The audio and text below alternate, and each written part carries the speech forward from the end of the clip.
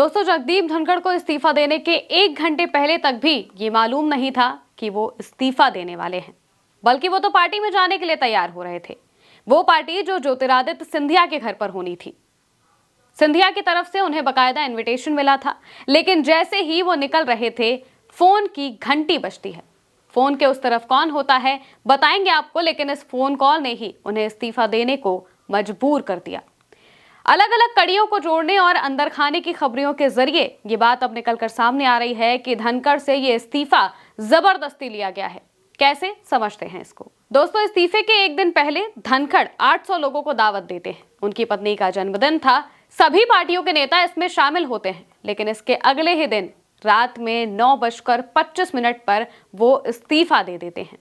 जिन कपड़ों में वो पार्टी में जाने वाले थे, उन्हीं कपड़ों में वो राष्ट्रपति भवन पहुंचते हैं और इस्तीफा दे देते हैं। लेकिन इस्तीफे की दोपहर को क्या हुआ, जिस वजह से उनके पास कॉल आया, ये जानना भी जरूरी है। और इसके लिए कांग्रेस नेता जयराम रमेश का पोस्ट सबसे मजबूत कड़ी है। दोस्तों, जयराम रमेश लिखते हैं, 12:30 बजे जगदीप धनखड़ ने राज्यसभा की कार्य मंत्रणा समिति यानी कि बीएसी की अध्यक्षता की। इस बैठक में सदन के नेता जेपी नड्डा और संसदीय कार्य मंत्री किरेन रिजिजू समेत ज्यादातर सदस्य मौजूद थे।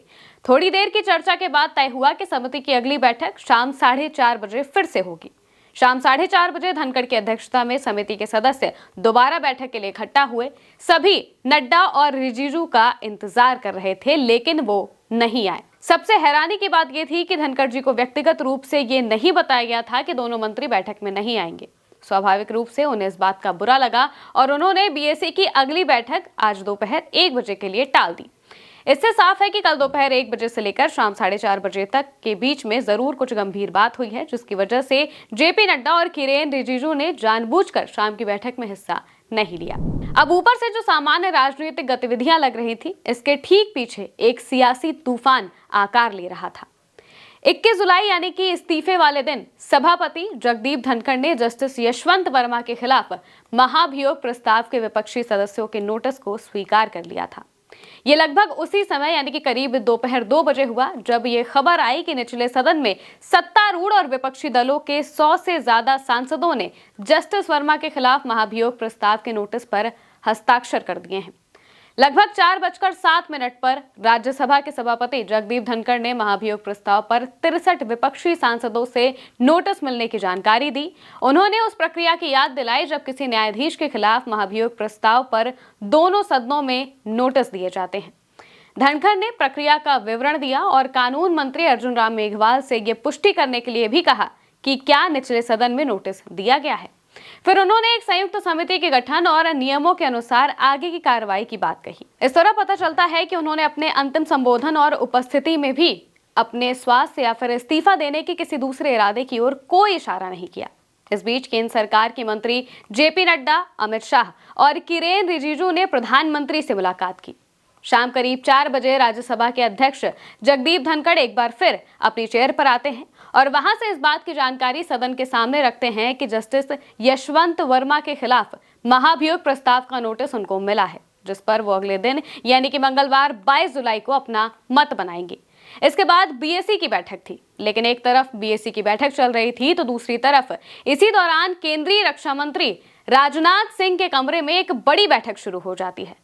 बैठक में सरकार के तमाम बड़े मंत्री मौजूद रहते हैं, जिसमें खुद रक्षा मंत्री राजनाथ सिंह, बीजेपी के राष्ट्रीय अध्यक्ष और केंद्रीय स्वास्थ्य मंत्री जेपी नड्डा, केंद्रीय गृह मंत्री अमित शाह, संसदीय कार्य मंत्री किरेन रिजिजू, कानून मंत्री अर्जुन राम मेघवाल, कृषि मंत्री शिवराज सिंह चौहान समेत कई मंत्री मौजूद थे।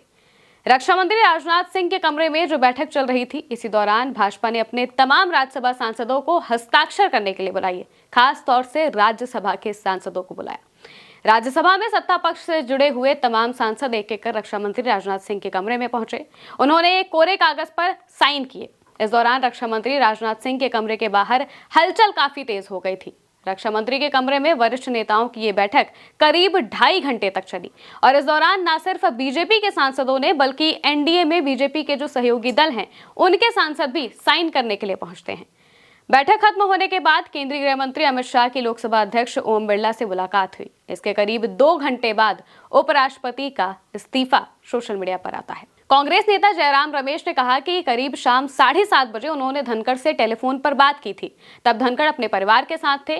वो कहते हैं कि कल उनसे बात करेंगे। इससे पहले शाम लगभग 5 बजे भी जयराम रमेश, प्रमोद तिवारी और अखिलेश प्रसाद सिंह धनखड़ से मिलते हैं। जयराम ने कहा कि सब कुछ सामान्य लग रहा था, क्योंकि धनखड़ ने कहा कि बिजनेस एडवाइजरी कमेटी की बैठक मंगलवार सुबह 10 बजे होनी की, यानी कि 22 जुलाई को 10 बजे होनी थी। यानी कि जो शख्स कल की मीटिंग की बात कर रहा है, उसके मन में इस्तीफे की बात चल रही हो, ये बड़ा अटपटा है। एक रिपोर्ट के मुताबिक केंद्र सरकार की ओर से धनखड़ को एक कॉल आया था। 8 से 8:30 बजे के बीच ये कॉल आता है, जब वो पार्टी में जाने के लिए तैयार हो रहे होते हैं और कथित तौर पर फोन के उस तरफ जेपी नड्डा होते हैं, जिसके बाद झगड़ा शुरू हो गया।